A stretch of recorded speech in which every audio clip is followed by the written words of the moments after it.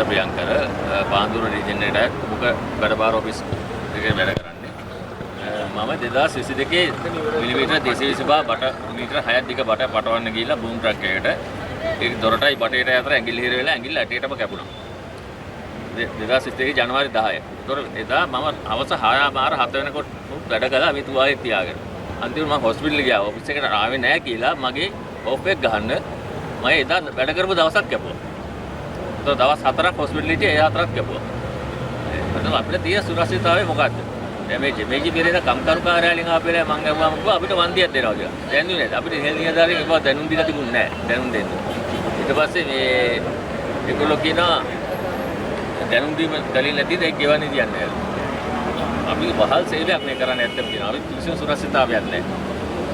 මේ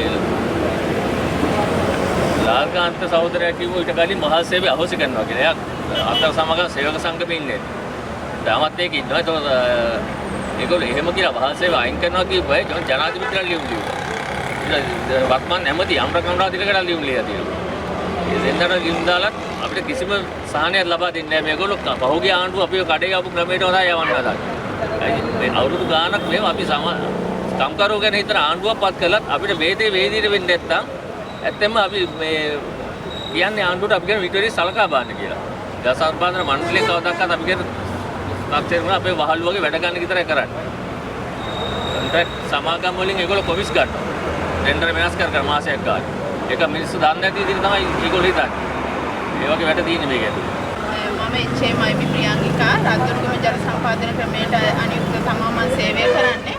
අපි අද මෙතෙන්ට රැස් වෙලා ඉන්නේ ජල සම්පාදන මණ්ඩලයට බාහිරව බඳවාගත් ශ්‍රම කොන්ත්‍රාත් පිරිස සේවකයන් පිරිසක් විදිහට මෙතන මුලින්ම හඳුනා දීමක් කරන්න මෙතන ඉන්නවා අවුරුද්දේ සිට අවුරුදු 15කට අධික කාලයක් නුපුහුණු සේවකයන් ලෙස සේවය කරන අපේ සහෝදර පිරිසක් අද තව වෙනතුරු අවුරුදු 15ක් 16ක් මේ රැකියාව කරත් තාම අපිව නුපුහුණු සේවකයන් කියන කෝඩේ තාමත් තියෙන්නේ. ඒ වගේම අපේ සේවයේ සුරක්ෂිතභාවයක් කිසිදු අවස්ථාවක වෙලා නැහැ. ඒ වගේම තමා වතුකම් කරුවන්ට ලබා දෙන වැටුප 1700ක මුදලක් වගේ ගෙවනවා මම දැනුවත්ව. නමුත් අපේ සේවකින්ට ලැබෙන 1200ක් 1300ක් සමහර තැන්වල 1250ක් ඒ වගේ විවිධ මුදල් වලට තමයි අපිව මේ වහල් ශ්‍රමිකයන් විදිහට විකුණලා තියෙන්නේ. ඇත්තටම අපි දන්නේ නැහැ සමහර අවස්ථාවල අපේ ටෙන්ඩර් මාරු කරලා අවුරුද්දෙන් අවුරුද්ද ටෙන්ඩර් මාරු වෙනවා. අපි දන්නේ කුමන ආයතනයකට යනවාද ඒ කිසිම විස්තරයක් දන්නේ අපිට පඩිය එනකොට තමයි උන් අපි දන්නේ ඔන්න අපිව මෙයා වෙලා කියලා මාරු වෙලා කියලා. ඉතින් තනිකර වහල් වෙළඳාමක් තමයි මෙතන වෙලා තියෙන්නේ. මේ වසර 15කට ආසන්න කාලයක් තිස්සේ අපිට වැඩි උනේ රුපියල් 100ක මුදලක්. ඇත්තටම මේ වගේ සුළු පඩියකට ජීවත් වෙන්න පුළුවන්ද කියන ප්‍රශ්නේ ඔබතුමාලට මතුවෙනවා ඇති. මොකද පවුලක් නඩත්තු කරන්න කොහෙත්ම අපිට බෑ. මේ පිරිමි කෙනෙක්ට විශේෂයෙන්ම 1300ක වැටුපක් අරගෙන නඩත්තු වෙන්න බෑ. ඒ වගේම තමයි අපේ සහෝදර සේවකින් මෙව රස්සාවෙන් පමණක් නෙමෙයි රැයටත් තව රස්සාවක් කරන්න වෙලා තියෙනවා අපේ මේ ජීවිකාව ගෙන යන්න. ඒ වගේම තමයි අපිට 8යි 1 පසු වුණ ගමන් විනාඩියට අපේ වැටුපෙන් දවසට රුපියල් 300ක මුදලක් අය කර ගන්නවා. විනාඩියක් අපි පහ වුණොත් මොකද බොහෝ දුර බැහැර ප්‍රදේශවල ඉඳලා රැකියාවට එන අය එනවා. ඉතින් මේ වගේ වෙලාවද අපිට විනාඩි 3ක්වත් අපිට ලබා දීලා නැහැ. විනාඩියට කෙලින්ම 8යි 1ට කෙලින්ම ඉර ගහලා 300 කපනවා. ඒ වගේම තමයි 8යි 9 වුණත් රුපියල් 480ක මුදලක් අපේ වැටුපෙන් අඩු කරනවා දෛනික වැටුපෙන්. ඉතින් මේ අවස්ථාවේදී රුපියල් 500ක්වත් සමහර අවස්ථාවල විනාඩියක් හරි මග ට්‍රැෆික් එකකට අවු වෙලා හරි බයිසිකලයක් මග හිටලා හරි අපිට එන්න බැරි වුණොත් පාරක් වුණොත් ප්‍රමාද වුණොත් අපිට එදා දවසේ සේවයෙන් ඇත්තටම පැමිණීමෙන් වැඩක් වෙන්නේ නැහැ. ඒ වගේම තමයි අපේට මාසෙට කිසිම නිමාඩුවක් නැහැ. කිසිම නිමාඩුවක් අපිට ලැබෙන්නේ නැහැ.